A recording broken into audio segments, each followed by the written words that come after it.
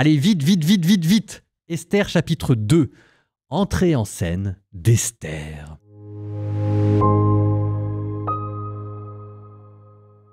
Après ces événements, quand la colère du roi Assuérus se fut apaisée, il se souvint de Vasthi, de sa conduite et des décisions prises à son sujet.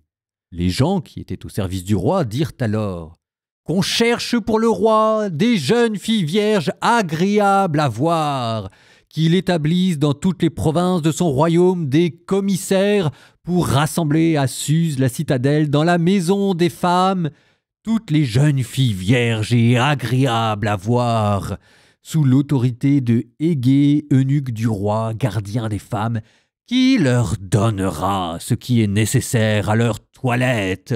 La jeune fille qui plaira au roi deviendra reine à la place de Vasthi. » Le conseil plut au roi et il le suivit. Or, il y avait dans Suse la citadelle un juif du nom de Mardochée, fils de Jaïr, fils de Chiméi, fils de Kish, homme de Benjamin. Il avait été emmené de Jérusalem par le roi de Babylone Nabuchodonosor, parmi les captifs déportés avec Jéconias, roi de Juda. Il élevait alors Hadassa, c'est-à-dire Esther, fille de son oncle, qui était orpheline de père et de mère. La jeune fille avait belle prestance et était agréable à voir. À la mort de son père et de sa mère, Mardochée l'avait adoptée comme fille. Lorsque fut connu l'ordre du roi et son édit, de nombreuses jeunes filles furent rassemblées à Suse la citadelle sous l'autorité de Égée. Esther fut choisie parmi elles et conduite dans la maison du roi sous l'autorité de Égée, gardien des femmes. La jeune fille lui plut et gagna sa faveur. Il se hâta de lui donner ce qui était nécessaire à sa toilette et à sa subsistance. Il lui attribua 7 suivantes venant de la maison du roi et l'installa avec ses suivantes dans le meilleur appartement de la maison des femmes. Esther n'avait révélé ni son peuple, ni son origine, car Mardochée le lui avait interdit. Chaque jour, Mardochée passait devant la cour de la maison des femmes pour savoir comment allait Esther et comment on la traitait. Chaque jeune fille devait se présenter à son tour au roi Assuérus au terme d'1 année, où elle avait accompli son temps réglementaire de préparation. Pendant 6 mois, elle usait d'huile de myrrhe et pendant 6 mois, de baume et de crème de beauté pour les femmes. Quand elle se présentait au roi, chaque jeune fille obtenait tout ce qu'elle demandait pour l'emporter avec elle en passant de la maison des femmes au palais royal. Elle s'y rendait le soir et le lendemain matin, elle passait dans la seconde maison des femmes sous l'autorité de Chasgaz, l'eunuque royal chargé des concubines. Elle ne revenait pas chez le roi, à moins que le roi ne la désire et ne la rappelle nommément. Pour Esther, fille d'Abihaïl, l'oncle de ce Mardochée qui l'avait adoptée comme fille, quand vint le tour de se rendre chez le roi, elle ne demanda rien d'autre que ce qu'avait indiqué Égée, l'eunuque du roi, gardien des femmes.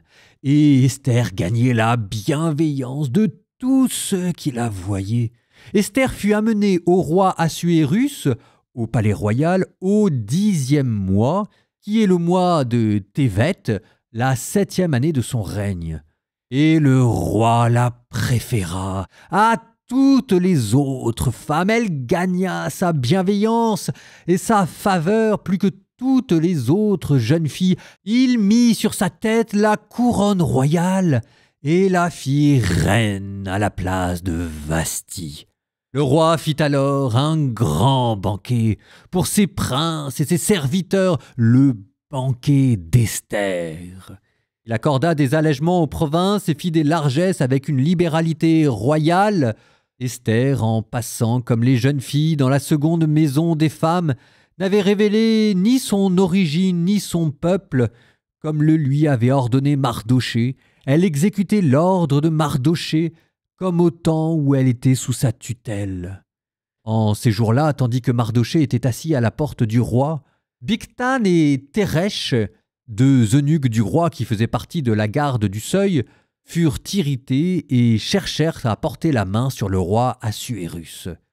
L'affaire fut connue de Mardochée qui la révéla à la reine Esther, et celle-ci en informa le roi au nom de Mardochée. Le fait ayant été vérifié et reconnu exact, les deux hommes furent pendus à une potence, et l'histoire fut relatée dans le livre des chroniques royales.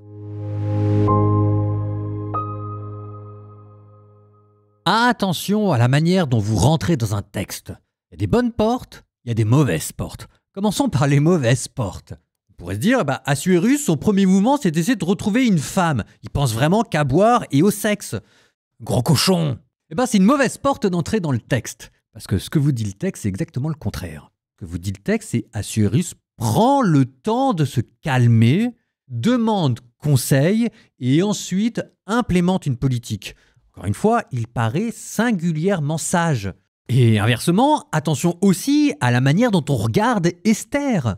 Faut pas plaquer trop vite nos préjugés modernes sur le texte. Parce que généralement, le premier mouvement, c'est de se dire « Ah oui, mais pauvre petite bichette, là, elle s'est fait prendre de force et on imagine des mamelouks à dos de chameaux qui viennent ravir les femmes pour les emporter dans un harem baïonnette au poing. » Bon, j'ai mélangé les images, mais vous avez compris l'idée. C'est pas ce que dit le texte. Alors oui, le texte utilise un passif pour dire que Esther fut emmenée. En attendant, ils paraissent pas singulièrement rebelles. Et il ne faut pas imaginer que les harems, on les remplit à coups de baïonnettes dans un empire. On va pas prendre la pauvresse du coin pour l'enrôler de force. On va voir dans les hautes familles, dans les familles nobles. C'est là qu'on recrute pour le harem. Et évidemment, Mardochée, qui est un haut fonctionnaire royal, il avait 1001 manières de soustraire Esther au rapt supposé des jeunes filles. Donc c'est encore cette question du patriarcat qui pourrait revenir, qui est, je maintiens, une mauvaise porte d'entrée dans le texte. Parce que ce que vous dit le texte, là encore, c'est autre chose. À la place de ça, on voit quoi ?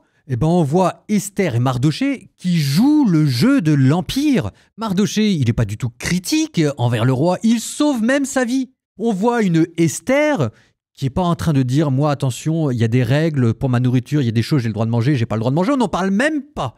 On la voit quoi, au contraire, qui prend conseil auprès de l'eunuque pour plaire au roi. Et elle le fait de manière consciencieuse.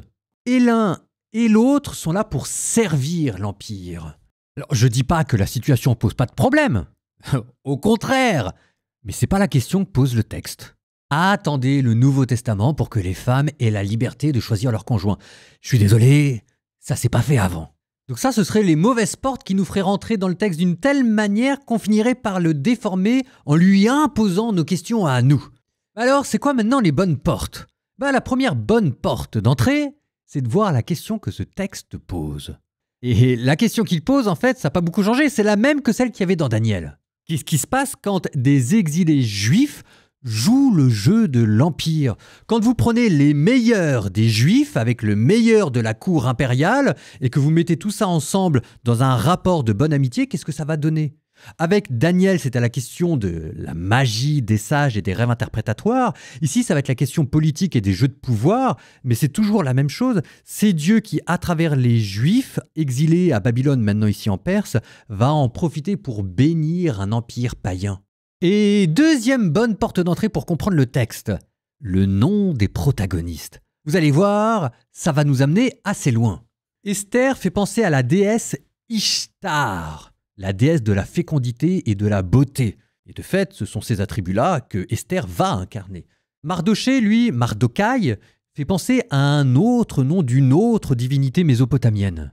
Marduk, le grand dieu qui au début n'était pas le grand dieu, mais qui ensuite a livré un combat pour délivrer les autres dieux. Et de fait, on verra aussi que Mardochée est inscrit dans une lutte de pouvoir ici. Donc il y a peut-être plus derrière Esther que Mardochée que simplement Esther et Mardochée. Il y a comme une lutte cosmique où les dieux sont en jeu. Ça, c'est la symbolique côté païen, côté babylonien et perse. La symbolique de leur nom côté juif, c'est autre chose. Esther, Myrte en hébreu, elle symbolise évidemment le peuple juif dont la beauté est légendaire et qu'on vous présente ici comme une jeune fille vierge, c'est-à-dire qui a retrouvé sa pureté et son innocence devant Dieu, qui n'est pas souillée par l'idolâtrie. C'est l'Israël que Dieu aime et qu'il veut sauver. Esther qui rentre dans le harem, c'est le peuple juif qui maintenant participe au concert des nations. Ça va être quoi leur rôle dans l'univers entier, dans un empire qui peut-être leur échappe, mais dont pourtant ils sont le charme et le secret caché. Mardoché, lui, sa symbolique côté hébraïque, est très très belle. On vous dit qu'il était fils de Shimei, fils de Kish, de la tribu de Benjamin. Ça, si vous avez une bonne mémoire, ça vous dit des choses. Qui était fils de Kish et qui a eu comme fils Shimei et qui était issu de la tribu de Benjamin? Le premier roi juif. Vous allez me dire, David? Non, il n'était pas issu de la tribu de Benjamin, il était issu de la tribu de Juda. Non, non, non, non, non, non. Le tout premier roi juif. Le tout premier roi juif, c'était qui? C'était Saül, le Benjaminite, fils de Kish, père de Shimei. Mardoché est son lointain successeur. Alors maintenant, vous mettez ça dans un coin de votre tête, parce que ça aura son importance plus tard. Nous terminons notre épisode par une courte prière. Au nom du Père et du Fils et du Saint-Esprit, Amen. Seigneur, je te confie le pays dans lequel je suis. Je te demande, Seigneur, de ne pas jouer la carte du particularisme et du communautarisme, ou plutôt, je te demande, Seigneur, de pouvoir mettre ma communauté, mes traditions au service d'un pays qui me dépasse. Je te demande, Seigneur, d'être dans le pays où je suis, le charme secret, la perle rare qui, aux yeux de Dieu, donne le prix et la beauté de mon pays. Je te demande, Seigneur, de ne pas râler devant l'évolution d'un pays dans lequel je ne me reconnais pas. Je te demande, Seigneur, de ne pas avoir de l'amertume dans un pays qui rejette ma communauté.